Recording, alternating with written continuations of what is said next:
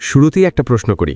আপনি যদি হঠাৎ একদিন জানতে পারেন আপনার ব্যাংক অ্যাকাউন্টে কোটি কোটি টাকা জমা হয়েছে, তাহলে কি আপনি নিশ্চিতভাবে বলতে পারবেন আপনি সুখী হয়ে যাবেন?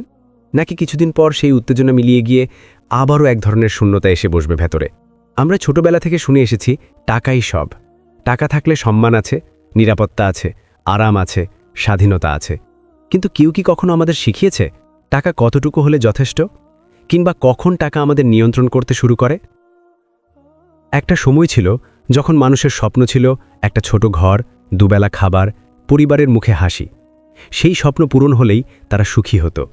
এখন আমাদের স্বপ্ন বদলে গেছে। এখন ঘর নয়, চাই ডুপ্লেক্স। একটা গাড়ি নয়, চাই দুটো। একটা ফোন নয়, চাই নতুন মডেল। আমাদের চাহিদার তালিকা যেন কখনো শেষ হয় না। চাহিদা পূরণ হওয়া পর্যন্ত আমরা ভাবি এইটুকু পেলেই আমি শান্তি পাব। কিন্তু যখন সেটা পাই তখনই মন বলে আরেকটু হলে ভালো হতো। এই আরেকটু শব্দটাই আমাদের সুখ চুরি করে নেয়। অতিরিক্ত টাকা আমাদের জীবনে নিরাপত্তা আনতে পারে, সন্দেহ নেই। কিন্তু যখন সেই টাকা আমাদের সম্পর্কের জায়গা দখল করে নেয়, তখন সমস্যা শুরু হয়। আমরা কাজের পেছনে এতটাই ছুটতে থাকি যে যাদের জন্য টাকা কামাই করছি তাদের সঙ্গেই সময় কাটাতে ভুলে যাই। একজন বাবা আছেন যিনি সারাদিন অফিসে, সন্তান ঘুমিয়ে পড়ার পর বাসায় ফেরেন আর সন্তান স্কুলে চলে যাওয়ার আগেই বের হয়ে যান।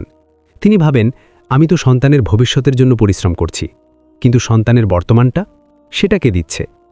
টাকা তখন ভবিষ্যতের প্রতিশ্রুতি দেয়, কিন্তু বর্তমানটা চুরি করে নেয়। আমরা যখন খুব বেশি টাকা রোজগার করতে শুরু করি তখন আমাদের চারপাশের মানুষ বদলে যেতে শুরু করে। কেউ হঠাৎ করে খুব আপন হয়ে যায়, কেউ খুব সম্মান দেখাতে থাকে, কেউ খুব আগ্রহী হয়ে ওঠে। কিন্তু ভেতরে ভেতরে একটা প্রশ্ন জন্মায়, তারা কি আমাকে ভালোবাসে নাকি আমার টাকাকে? এই সন্দেহটাই সুখকে ধীরে ধীরে ক্ষয় করে দেয়। টাকা যত বাড়ে ভয়ও তত বাড়ে। হারানোর ভয়, লোকসানের ভয়, প্রতারণার ভয়।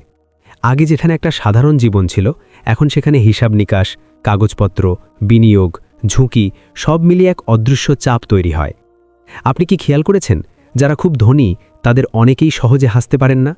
হাসলেও সেটা অনেক সময় কৃত্রিম মনে হয়, কারণ তাদের মনে হাজারো চিন্তা।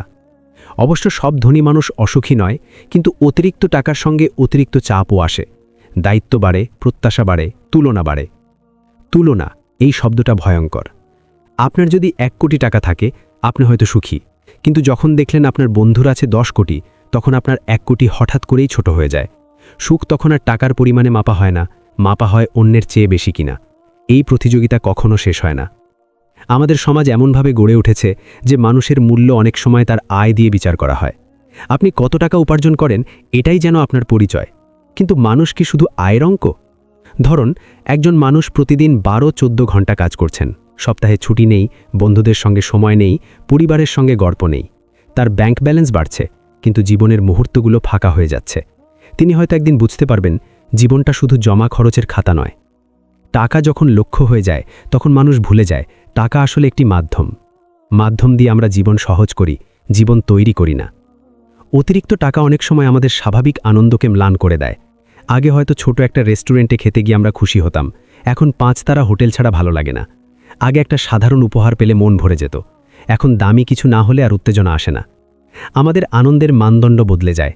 যখন আনন্দের মানদণ্ড উঁচু হতে হতে অস্পর্শযোগ্য হয়ে যায়, তখন সুখ ক্রমশ দূরে সরে যায়।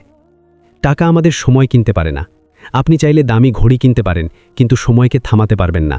আপনি হাসপাতালের সবচেয়ে ভালো কেবিন নিতে পারেন, কিন্তু সুস্থতার নিশ্চয়তা কিনতে পারবেন না।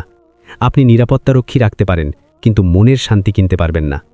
মনের শান্তি আসে তৃপ্তি থেকে, আর তৃপ্তি আসে গ্রহণ করার ক্ষমতা থেকে। অতিরিক্ত টাকা অনেক সময় আমাদের সেই গ্রহণ করার ক্ষমতা কমিয়ে দেয়। আমরা ভাবতে শুরু করি সব কিছুই কেনা সম্ভব, ফলে সম্পর্ক কখনো কখনো লেনদেনে পরিণত হয়।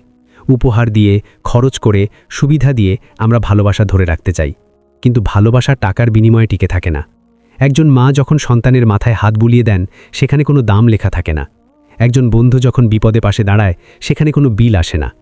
একজন সঙ্গী যখন নিঃশব্দে আপনার কষ্ট বোঝে, সেটা কোনো ব্যাংক লেনদেন নয়। এই জিনিসগুলোই সুখের মূল।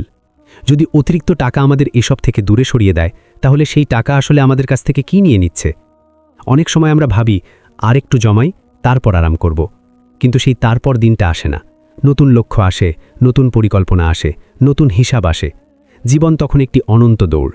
এই দৌড়ে আমরা ভুলে যাই থামতে, ভুলে যাই আকাশের দিকে তাকাতে, ভুলে যাই প্রিয় মানুষের চোখের দিকে তাকাতে। অতিরিক্ত টাকার একটা সূক্ষ্ম প্রভাব হলো এটা আমাদের একা করে দেয়, কারণ আমরা বিশ্বাস করতে শিখি না। আমরা সব কিছু নিয়ন্ত্রণ করতে চাই। আমরা ভাবি আমি না থাকলে কিছুই ঠিকমতো হবে না। এই নিয়ন্ত্রণের ইচ্ছা আমাদের ভেতরের শান্তিকে ধ্বংস করে। সুখ আসলে খুব সাধারণ জিনিস।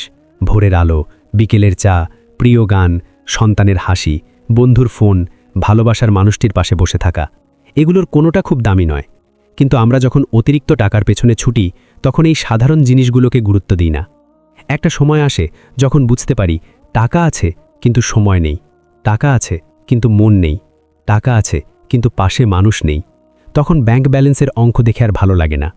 অবশ্যই টাকা দরকার, অভাব কষ্ট দেয়, অপমান দেয়, অনিশ্চয়তা দেয়, কিন্তু প্রয়োজনের অতিরিক্ত যখন লোভে পরিণত হয় তখন সেটাই আমাদের সুখ কেটে কেটে নেয়। প্রশ্নটা তাই টাকা বেশি হওয়া নয়, প্রশ্নটা হলো টাকার জন্য আমরা কি হারাচ্ছি।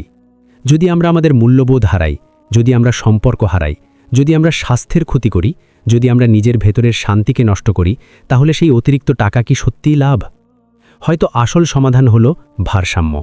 যতটুকু প্রয়োজন ততটুকু উপার্জন করুন, যতটুকু সম্ভব ততটুকু সঞ্চয় করুন, কিন্তু তার চেয়ে বেশি গুরুত্ব দেওয়া সময়ে, সম্পর্কে, মানসিক শান্তিতে। টাকা যেন আমাদের জীবনের মালিক না হয়, আমরা যেন টাকার মালিক থাকি। যেদিন আমরা বুঝতে পারব সুখের সঙ্গে টাকার সরাসরি সম্পর্ক নেই, সেদিন হয়তো আমরা একটু হালকা হব। সেদিন হয়তো বুঝব অনেক কিছু না থাকলেও জীবন সুন্দর হতে পারে, কারণ সুখ কোনো ব্যাংকে জমা থাকে না, সুখ থাকে আমাদের ভেতরে। আর সেই ভেতরটা যদি আমরা অতিরিক্ত টাকার চাপে ভারী করে ফেলি, তাহলে সুখ ধীরে ধীরে সরে যাবে। শেষে একটা কথা বলি, টাকা রাখুন কিন্তু টাকাকে মাথায় রাখবেন না। টাকা উপার্জন করুন কিন্তু তার জন্য নিজেকে হারাবেন না। জীবনের আসল সম্পদ মানুষ, স্মৃতি, ভালোবাসা আর শান্তি। অতিরিক্ত টাকা যদি এগুলো কেড়ে নেয়, তাহলে সেই টাকার মূল্য কত?